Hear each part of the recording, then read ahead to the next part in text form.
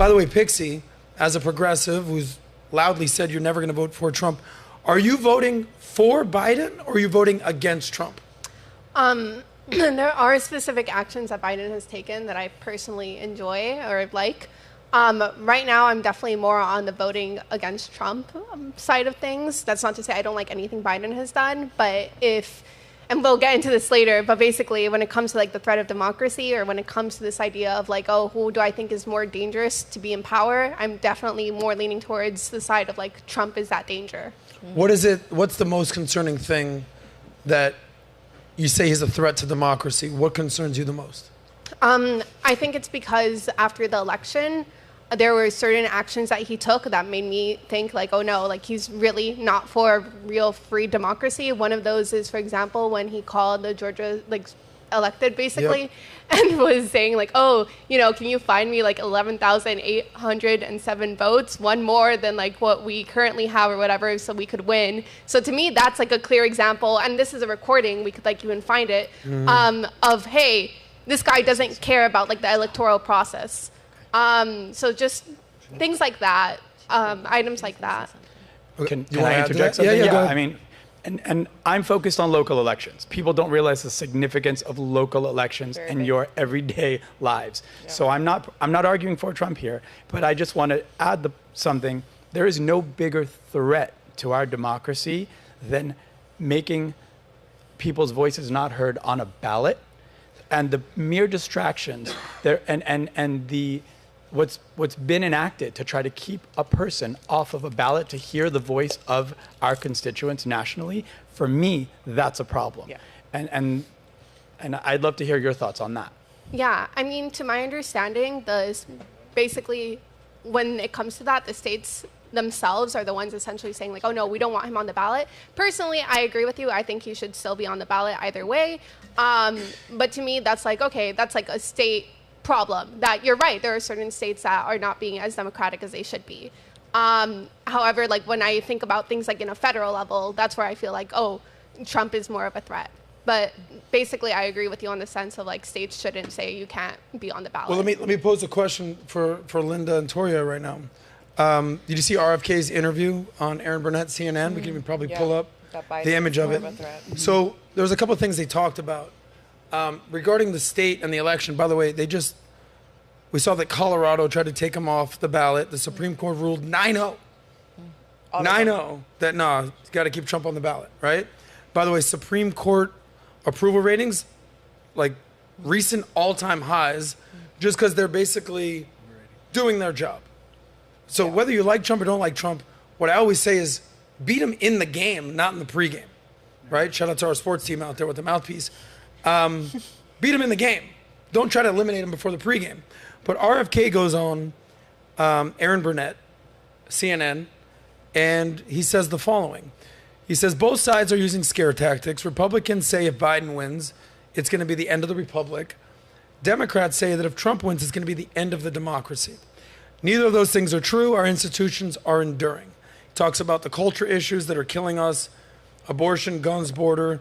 But he said compared to the two, right? And this is RFK, who's a lifelong Democrat, son of Bobby Kennedy, assassinated, nephew of JFK, assassinated. He says, Trump doing the Georgia election thing, not a good look. But the biggest threat to democracy is Biden and the censorship, because he says paramount to anything is the First Amendment. And the censorship, and we've dealt with this on YouTube, on Meta, on all the platforms, TikTok especially, censorship. That, he says, is the biggest threat to democracy. And believe me, he has not so kind words for Trump as well. But he said Biden, shockingly enough, is a bigger threat to democracy.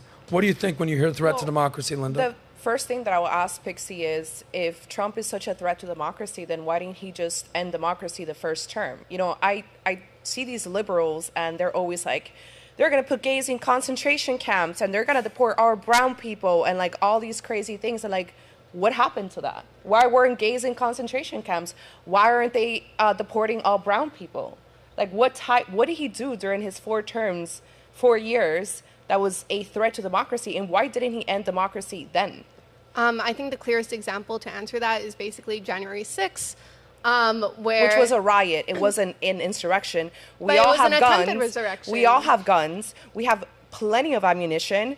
If Trump supporters, which is 65 million of them, and 1 million who were in Washington, D.C., really wanted to take over the Capitol or anything, to be honest with you, they would have pulled up with guns and ammunition. Well, it was a riot, and what is it? That's it. There's a couple of things to break down here.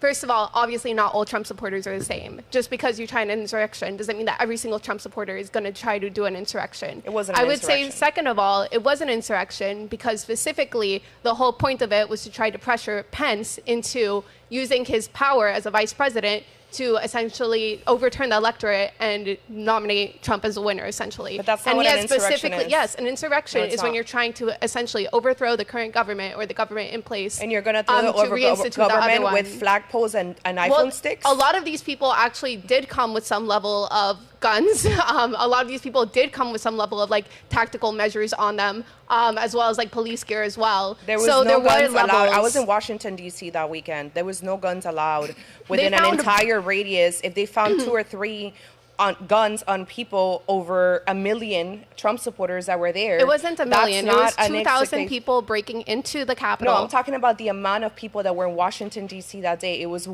almost 1 million people. I'm just talking about who went to the Capitol, because there was people watching him at the eclipse over a mile away from the Capitol. So if it was a real insurrection, like that they were going to overthrow the government, you really think that people were going to go without AR-15s and guns and everything else, all weapons that would actually overthrow a government? Well, a lot of them came in with a level of weaponry, but the point of that insurrection was not necessarily to just like kill everybody. It was, again, to pressure Pence, who has said this on record, we can search it up right now, that, oh no, like he was trying to make me, within my power of vice presidency, declare the electorate winner, Trump. And that's what essentially an insurrection is. An insurrection doesn't have to necessarily be 1 million people shooting up places. And then on top of that, they also found bombs in the DNC. Which they found that before in the DNC and the RNC, and the FBI still doesn't give us any information on that. Well, here's why. Because there were paid assets and federal employees that were on the grounds, and they don't even want to expose those identities, because then that would expose the whole plot. I'm fully convinced that people who pretend to be on our side actually did January 6th, and I think that the entire thing was to try to make Trump look stupid and his followers look unintelligent. And I believe that the reason he called people to go on that day was so they could witness what actually happened. Because the true MAGA supporters were not causing any violence, and you could tell the clear difference between the two. So just to be clear on the insurrection thing, everyone's favorite topic. I mean, it's amazing. So your estimation is that MAGA was not trying to do that. And I do agree that, I mean, you can have a house party and have an amazing event, 10 idiots start fighting, boom, the whole thing gets ruined. So what I want to get everyone's actually answer on, and then I want to get this, we'll go with that in a second. We can debate the insurrection thing, no doubt. Like the words, is it insurrection, is it a rebellion? Can we at least agree was not a good look for the country that day? Yeah. Just on the very least, not a good look. By design. Okay, was not a good look, yes? Regardless, though, it was one of the saddest days for America. Should not have happened. Yeah. Let's learn from this mistake and let's move forward. Prior to January 6th, right? Prior to find me the votes, right? Let's table that. Mm-hmm. What else on his resume would make you say, yep, threat to democracy? I think an example of that would be the fact that he talked about potentially taking away birthright citizenship. I think that is a very dangerous game to play. I think when you see in countries that have like dictatorships or fascist regimes, that's usually something that they implement. What do you mean birthright citizenship? Like if you're born here in America? Yeah, that you're not an automatic citizen. If you are born to an illegal like an anchor baby? Parent, correct. Yeah, but not just even that. He was like also talking about that. And as you guys may or may not know, I was born and raised in Puerto Rico, like talking about taking that away from Puerto Ricans as well. I think taking away citizenship like that is a super dangerous game to play, because if the government can be like, oh, well, you know, now I don't think you deserve to be a citizen despite the fact that you were born here, who says that it doesn't basically slope into other things? Okay. Like, oh, now you're no longer a citizen because you did this thing. I understand. Okay, valid concern. I'm not even sure if that's an executive order, how that works with Congress. What else? He also talked about taking away term limits for presidencies. I think that is super dangerous. He joked about having a third term multiple times.